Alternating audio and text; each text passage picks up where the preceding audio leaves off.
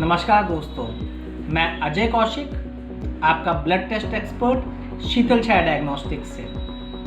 दोस्तों आज हम बात करेंगे एक बड़ी कॉमन प्रॉब्लम जो हमारी फैमिलीज़ में भी रन होती है, दैट इज़ डायबिटीज़। इसको हम शुगर भी कहते हैं। डायबिटीज़ यानी कि शुगर को जांचने के लिए हमारे घर में बहुत सारे जो होते हैं पेशेंट्स हैं, हमारे पड़ोसी हैं, हमारे रिश्तेदार हैं जिनकी हमें केयर करनी है, तो उनकी जांच भी करवानी ज़रूरी होती है। और जब डायबिटिक पेशेंट की हमें जांच करानी है तो हमारे को एक पैकेज करवाना चाहिए जिससे कि हमारे को शुगर के अलावा शुगर से होने वाली बीमारियों का भी सारा अता पता चल जाए।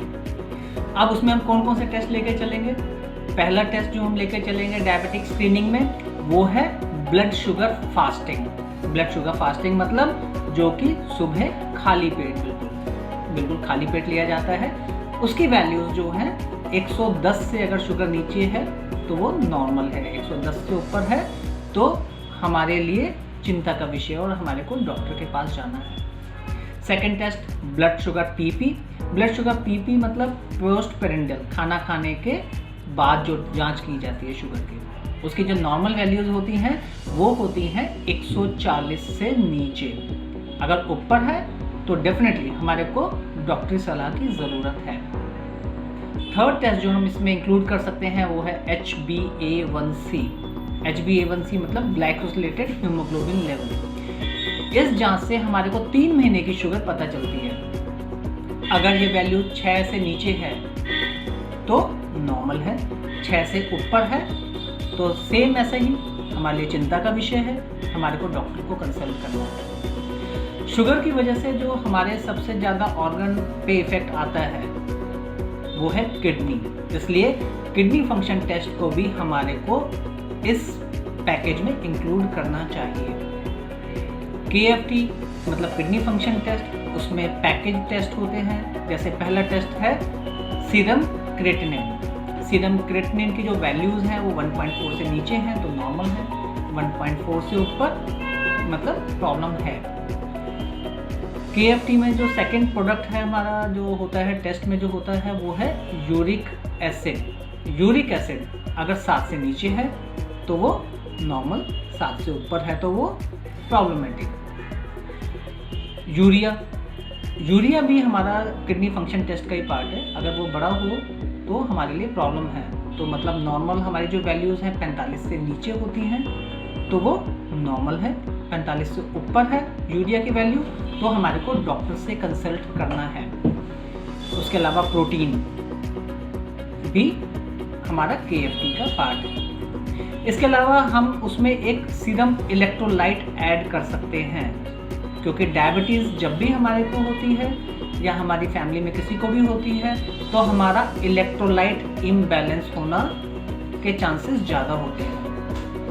अब इलेक्ट्रोलाइट में कौन कौन से हमारे जो मेजर टेस्ट हैं वो मैं आपको बताता हूँ। सबसे पहले हम लेके चलेंगे सोडियम।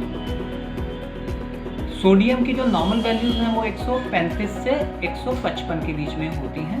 अगर उससे ज़्यादा है तो इसका मतलब इम्बैलेंस है, इलेक्ट्रोलाइट इम्बैलेंस है। पोटेशियम हम जब देखेंगे 3 से 5.5 अगर है तो नॉर्मल है और 5.5 से ज़्यादा है तो चिंता का विषय है। फिर हम कैल्शियम की बात करेंगे तो अगर वैल्यूज़ 8 से 10.5 के बीच में है तो वो नॉर्मल है।